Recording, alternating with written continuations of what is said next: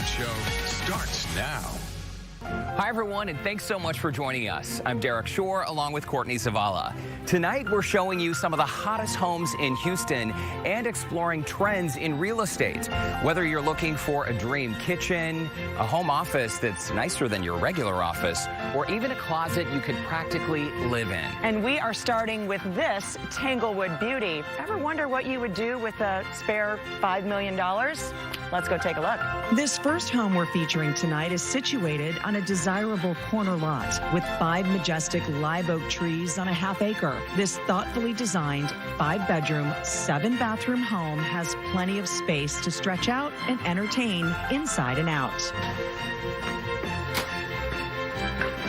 This is amazing. Wow.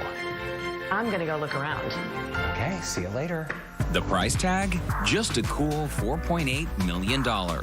And that means quality craftsmanship and high-end finishes around every corner. The home is listed by real estate firm Douglas Elliman. Known for selling luxury properties in the U.S., Elliman's team has an eye for homes that'll make your jaw drop. Mark Menendez is the president of brokerage for Douglas Elliman, Texas. Mark, this is a beautiful home. I wish I could afford it. It's filled with natural light, and I love that it's an open concept home. It's very common these days, yeah? Yeah, so the open concept is not anything new, but it is common, and I think it's born out of the idea that the kitchen is the center of the house, and having that free-flowing space between the rooms is really important. Mark, you have more than 20 years in the real estate business, correct? Oh my goodness, yes.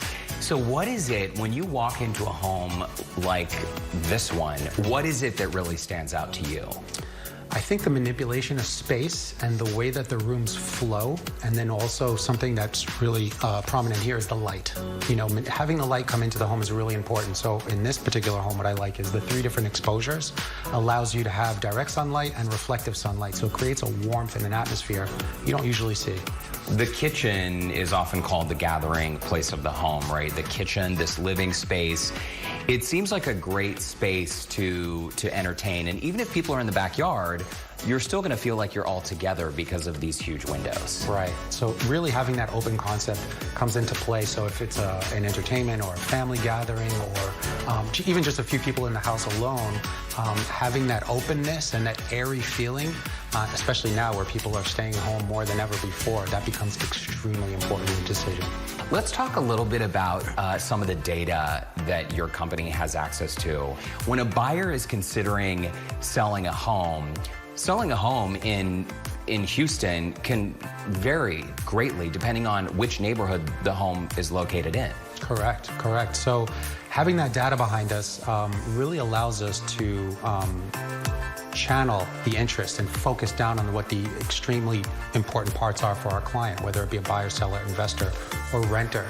So it really allows us to whittle down and distill what are the high points or the 3 or 4 or 5 most important characteristics that we're looking for in a property, and really narrow down the search and identify what is the best return on your investment, what is the best choice for your lifestyle, and what's the best neighborhood for you to live in.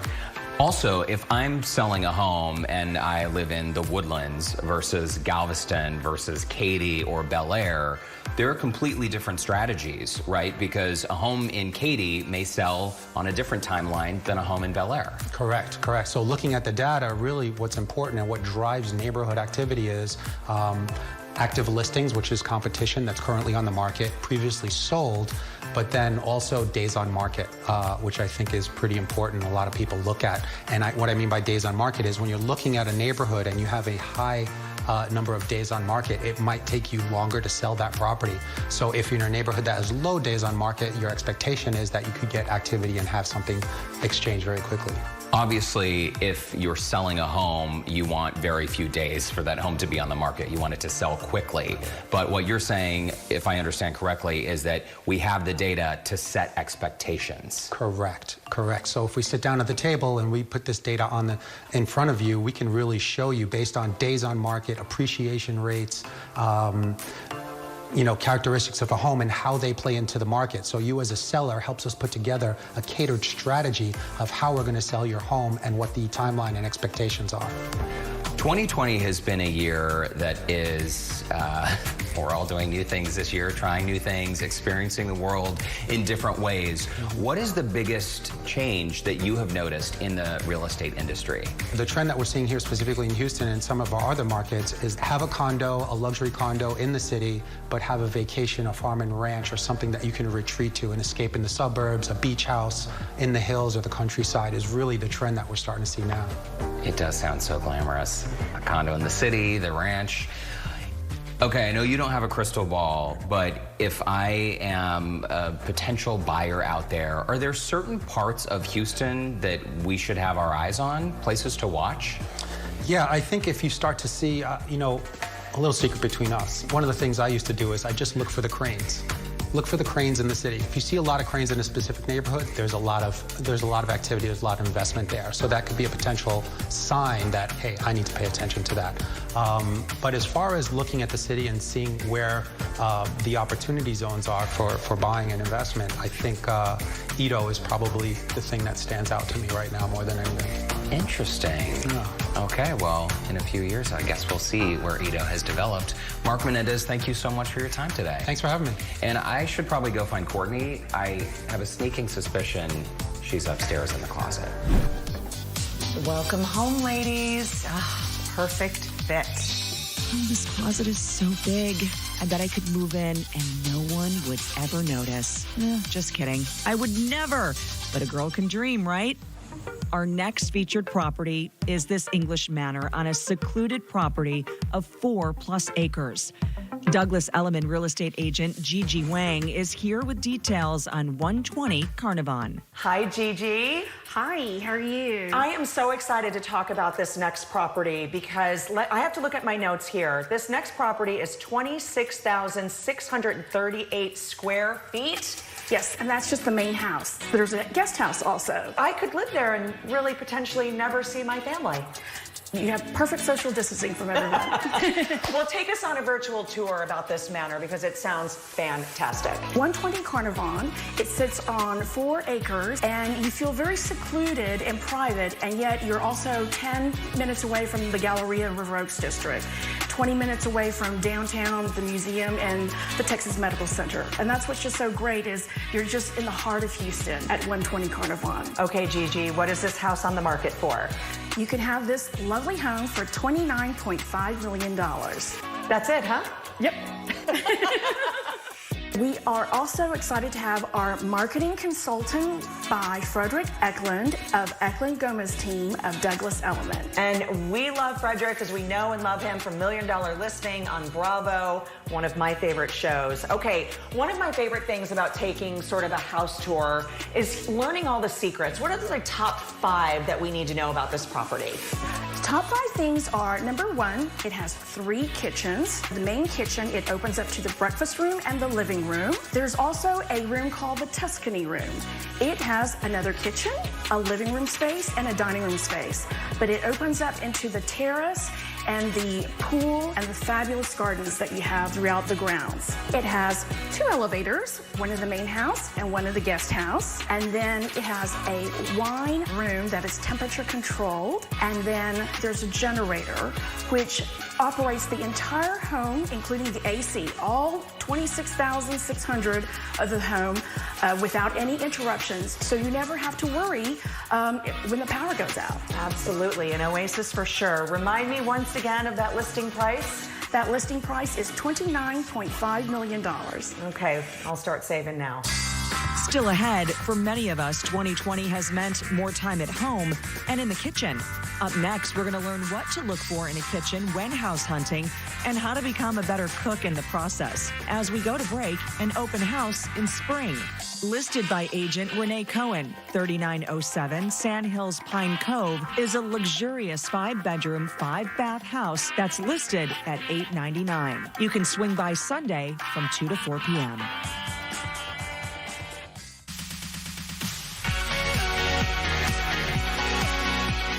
The kitchen is commonly referred to as the heart of the home. If you're house hunting and wondering what to look for in the perfect kitchen, Louisiana native Chef Dominic Lee has a few pointers that just might even make you a better cook. Chef Dominic, looks like I arrived just in time. Yeah, you did. Hey, here you go. I got a plate for you. This is lovely. What is this? So this is a seared amberjack with some tomatoes, summer tomatoes, and spring onions, just tossed in olive oil, salt and pepper.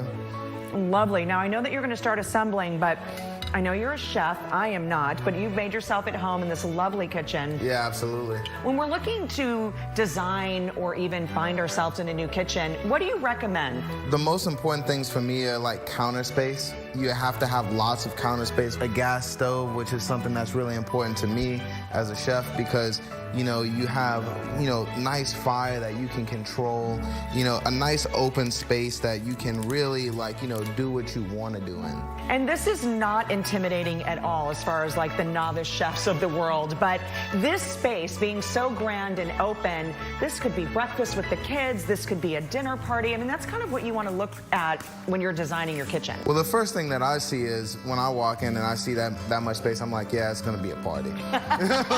like we're going to have a good time in this space. Some food's going to get cooked and some people are going to have some really good meals, for Absolutely. sure. And I think the other thing, I know you're going to continue to cook. Cast iron is like the thing that you need in the kitchen, but you say also organization. Have enough space for spices and your pots and pans. Yeah, of course. So, you want to be able to have places to put everything that you want, know where it is, and be comfortable and still be clean.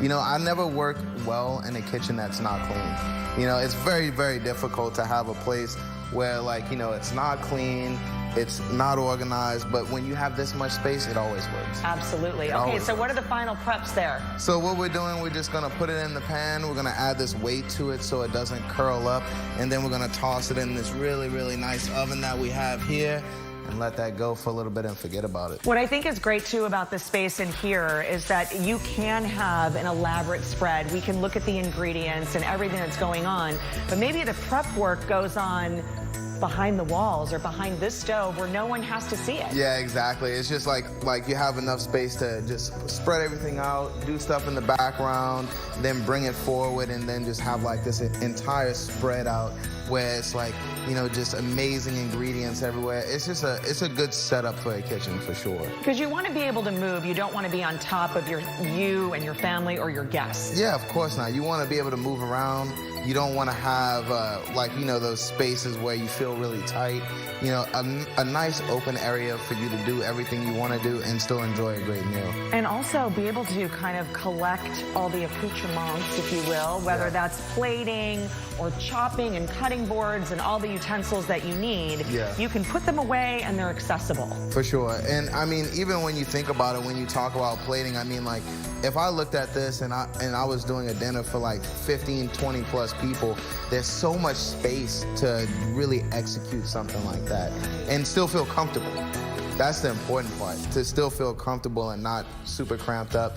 The first thing I imagine is with this much space, I'm definitely not gonna get overheated. Oh, that's true. That is true. Yeah, I'm gonna feel really good while I'm cooking, turn on some music, and have a good time. I like that. I need to come to your next party for sure. Yeah, for sure. You're invited. Thank you. Yeah, absolutely. Let's talk about the outdoor kitchen, because I think now, Houston, we can cook outside year round. Yeah. But that's a really important selling point for a lot of people. Ever since I've been in Texas, outdoor cooking has always been a thing, from chuck wagon to barbecue, whatever it may be. So when you have an outdoor kitchen, you want to really have that space where you can hang out, feel good, do some grilling, because you're not gonna do that kind of grilling inside of a place, inside of your place. But outside is perfectly the space to do something like that. Okay, well, I'm excited to party plan with you and our next dinner party, because this is delicious. Yeah. I love the fresh ingredients that you have. I'm ready to plan our next party. Yeah, me and you both. Let's go. Did you hear something? No, not a thing. Could have been my chewing though. I don't know. Oh my gosh, that looks so good. Guys, save me some. Coming up, home offices are hotter than ever. We'll have the latest design trends that have emerged during the pandemic. But first, an open house in Spring Branch. 1614 Johanna Drive, number C, is a modern villa listed by agent Tracy Smith. Priced at $639,000, this 4-bedroom, 5-bathroom home is worth a visit. Stop by Sunday from 2 to 4 p.m.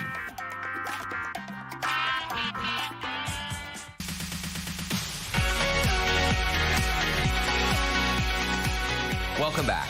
This year, of course, many of us have been spending a lot more time at home, and that includes working from home. So if your calendar is now filled with Zoom calls, you know exactly why a functional home office space can be a lifesaver. Moni, it's nice to see you. 15 plus years in the real estate industry here in Houston. This is clearly a beautiful home office we are seated in now. What are some features of a home office that would make it desirable? Number one, obviously, it has to create a designated space in the home, privacy, the lighting, soundproofing, bookshelves, filing cabinets, just creating a real home environment in a home office. Having a clean, orderly space seems critical because so many people this year, they found themselves working in sort of a temporary space. Maybe they're in the kitchen or the kids are doing homework at the dining table. How important do you believe it is to have a home office space? You almost have to have a dedicated area in the house, especially, for an executive. If they want to be conducting Zoom meetings, if they want to be sharing private information. Let's talk about organization and hiding clutter. Clearly, when a space is cluttered, it sort of creates a chaotic environment. Are you seeing changes in like built-ins, shelving, drawers to help people organize? Absolutely. As I mentioned, they are trying to design the home office as if you are in your office, in a very comfortable working environment. I think Courtney would really like this office space. I wonder where she is.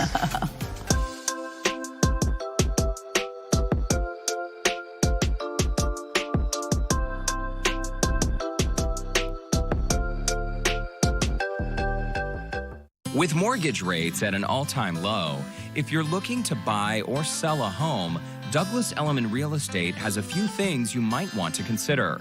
If buying, start by assembling your team. This includes a real estate agent, a broker, and an accountant. Your agent will help identify your needs. The broker will help seal the deal, and the accountant will make sure your financial plan is laid out. And the magical word in real estate? Location, location, location. That is essential when considering the value of the home.